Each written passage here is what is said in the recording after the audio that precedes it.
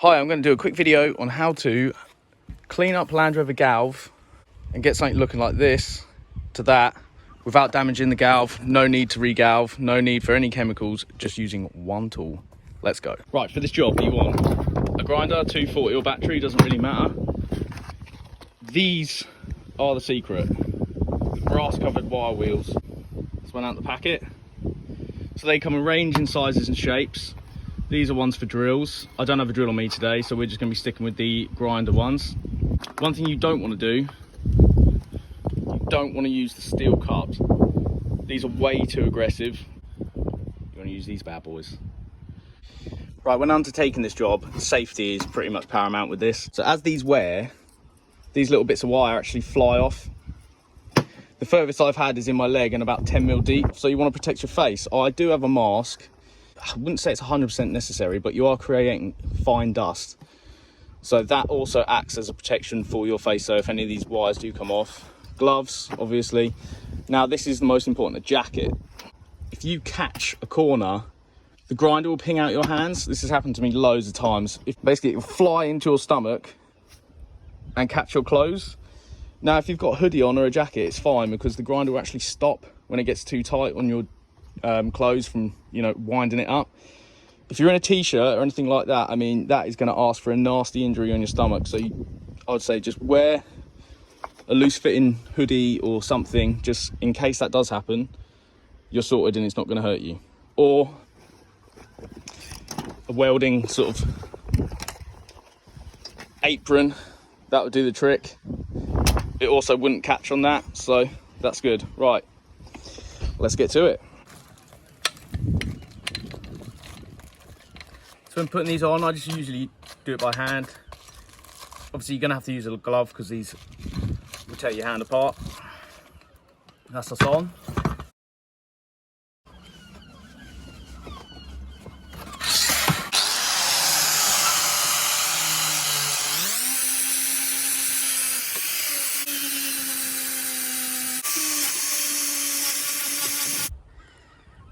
Right, there's that panel clean.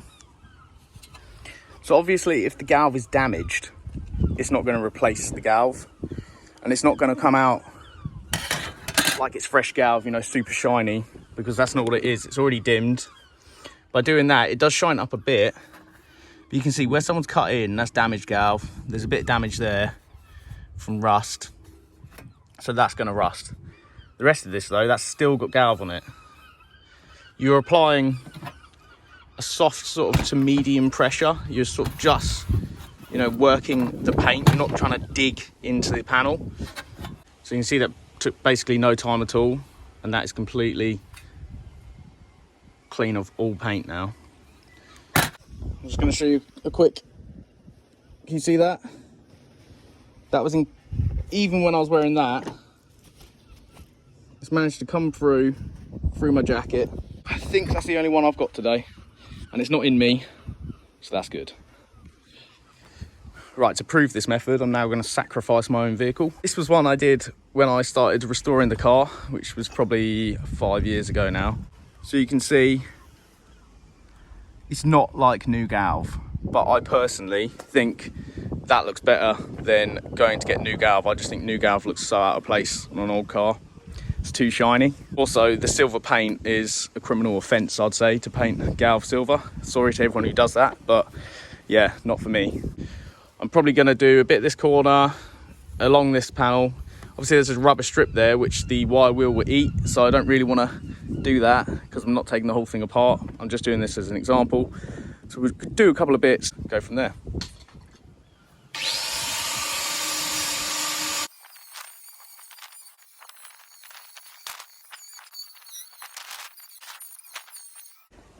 Right, there we go. You can see it's brightened everything up. It takes off oxidization. So where you do have just plain galv, see how that's gone dimmer? Because I did that a few years ago. So this has brightened up a bit. So I'm going to hit this really painted bit now. It's quite tight, so I don't know if I'm going to be able to really clean this up well. The rust there, I'm not going to be able to get rid of that because that is damaged. Although the rust will disappear, it's always going to come back. Apologies for the wind today if that's coming through on the camera. I didn't expect it to be so windy where I am right now, but yeah, there's nothing I can do about that. Right, I've just done cleaning up this area. Finished off down there too. You can see there I couldn't really get in with the grinder, and it is quite thin there. Same with some of the corners, you can see where it's like over the years damage and stuff. You can see the galv is quite thin. So if you are taking off paint, you might uncover that there's actually no galv left there.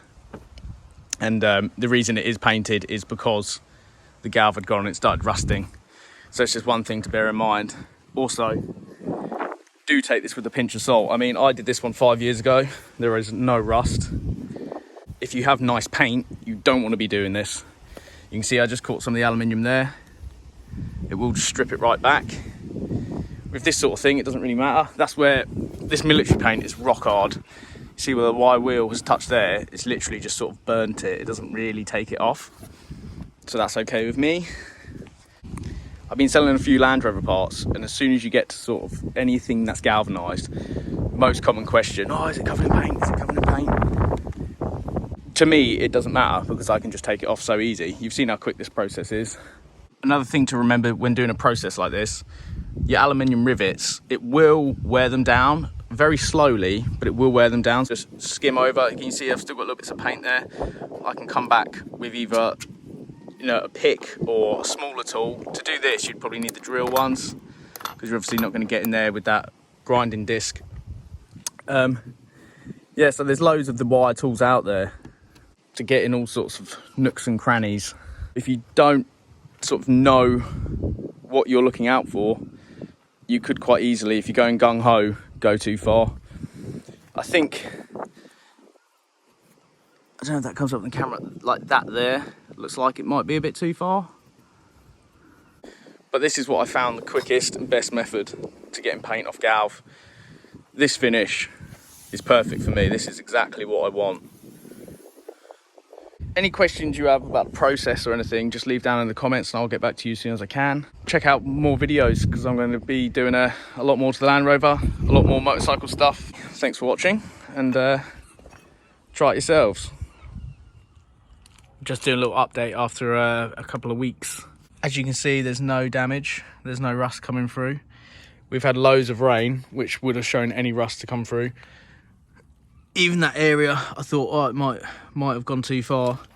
This is just where the zinc is oxidizing, and that rubs off, but you can see the galv is in perfect condition.